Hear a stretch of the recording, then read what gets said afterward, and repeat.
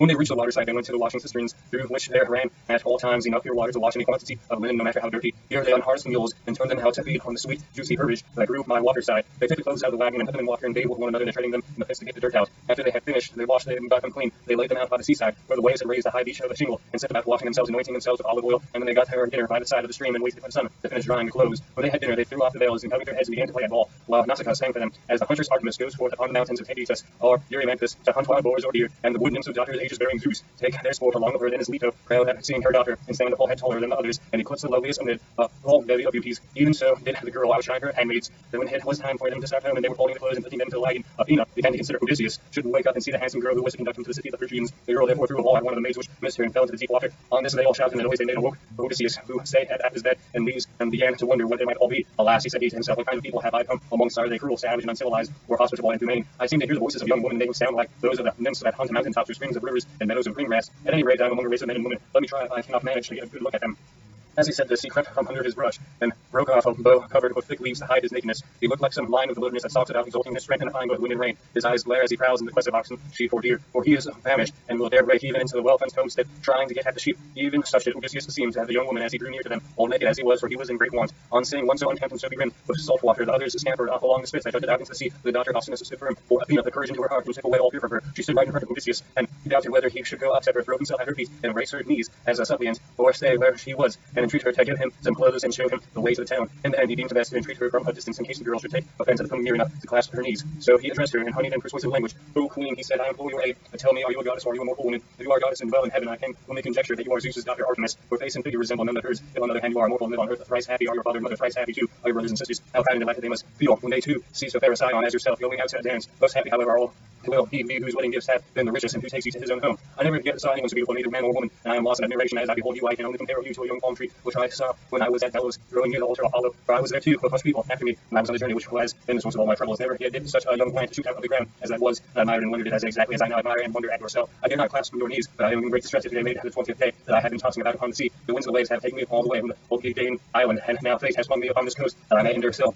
further suffering, for I do not think that I have yet come to an end, but rather that heaven has still much evil in store for me. And now, O Queen, have pity upon me, for you are the first person I have met, and I know no one else in this country. Show me that way to your town, and let me have anything that you may have brought hither to wrap your clothes in. May heaven grant you in all things your heart's desire, husband, house, and have a peaceful home, for there is nothing better in this world than that man and wife should be of one mind and house. It discomforts their enemies, makes the hearts of the friends glad, and they themselves no more at it than anyone. To this Nausicaa answered, stranger, you appear to be a sensible, well-disposed person. There is no accounting for love. Zeus gives prosperity to the rich and poor just as he chooses, so you must take what he has seen fit to send you and make the best of it. Now, however, that you have come to this country, you shall not want for clothes nor for anything else that a foreigner in distress may reasonably look for. I will show you the way to the town and will tell you the name of our people. We are Phrygians, and I am the daughter to Alcinous, in whom the whole power of the state is vested. Then she called her maids and said, say where you are, you girls, can you not see that this man without running away from him? Do you take him for a robber or a murderer? Neither he nor anyone else came here to do us Phrygians any harm, for we are dear to the gods and live apart on land's end and just into the sounding sea, and have nothing to do with any other people. This is only some poor man who has lost his way, and we must be kind to him, for strangers and foreigners in distress are under Zeus's protection, and will take what they can get and be thankful. So girls, give the poor fellow something to eat and drink, and wash him in the stream at some place that is sheltered from the wind. On this the maids left off running away and began calling one another back. They made Odysseus sit down and shelter as Nausicaa had told them, and brought him a shirt and cloak. They also brought him the little golden cruse of oil and told him to go and wash in the stream. But Odysseus said, young woman, please to stand a little on one side, that I may wash the brine from my shoulders and anoint myself with oil, for it is long enough since my skin has had a drop of oil upon it. I cannot wash as long as you all keep standing there. I am ashamed to strip before a number of good-looking young women. Then they stood on one side and went to tell the girl while Odysseus washed himself in the stream and spread the brine up from his back and from the broad shoulders. When he had thoroughly washed himself and had got the brine out of his hair, he anointed himself with oil and put on the clothes that the girl had given him. Athena then made him look taller and stronger than before. She also made the hair grow thick on top of his head, then flow down in curls like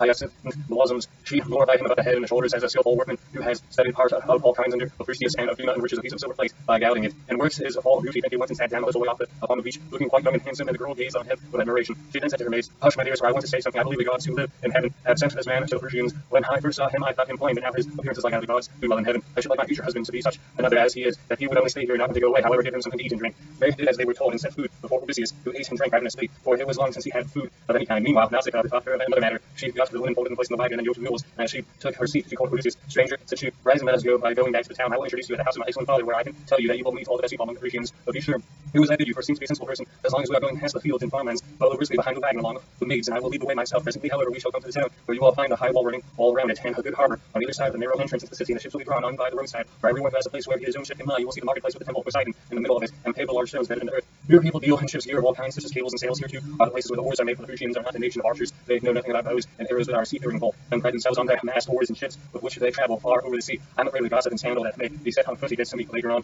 for the people here are very ill-natured, and some low fellow, if he met us, might say, who is the fine-looking stranger that is going about with Nausicaa? Where did she find him? I suppose that she is going to marry him. Perhaps he's a vagabond sailor whom she has taken from some foreign vessel, for we have no neighbors, or some god has at last come down from heaven in answer to her prayers, and she's going to live with him all the rest of her life. It would be a good thing if she would take herself off and find a husband somewhere else, where she will not look at one of the many excellent young Grecians who are in love with her. This is the kind of disparaging remark that would be made about me, and I could not complain, for I should myself be scandalized at seeing any other girl do all I can go about with men in spite of everybody with her father and mother were still alive, without having been married in the face of all the world. If therefore you want my father to give you and his fortune to help you home, and you as I bid you, you will see a beautiful grove of poplars by the roadside dedicated to Athena. It is well, and is in the meadow all round about it. Here my father has field of rich garden ground, but that is far from the town, as a man's horse will carry sit down there and wait for a while till the rest of us can get to the town and reach my father's house. Then you think we must have done this. Come into the town and ask the way to the house of my father Alcinous. You will have no difficulty in finding it. Any child will point it out to you, for no one else in the whole town has anything like a fine house as he has. When you have got past the gates and through the outer court, go right across the inner court till you come to my mother. You will find her sitting by the fire and swinging her purple wool by firelight. It is fine sight to see her as she leans back against you. Have one of the bearing posts of her maids all ranged behind her. Close to her and stands that of my father, on which he sits and tops like an immortal god. Never mind him, but go up to my mother and lay your hands upon her. These, if you would go home quickly,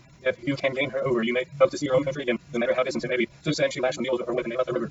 The mules drew well, and their hoofs went up down on the road. She was careful not to go too fast for Odysseus, and the maids who were following on foot along with the wagon. So she filed her whip of judgment as the sun was going down. They came to the sacred grove of Athena, and there Odysseus sat down and prayed to the mighty daughter of Zeus. Hear me, he cried, daughter of Zeus bearing Zeus, and therefore hear me now, for you gave no heed to my prayers when Poseidon was now wrecking me. Now therefore have pity upon me, and grant that I may find friends indeed hospitably received by the Grecians. Thus did he pray, and Athena heard his prayer, but she would not show herself to him openly, for she was afraid of her uncle Poseidon, who was so furious in his endeavors to prevent Odysseus from getting home.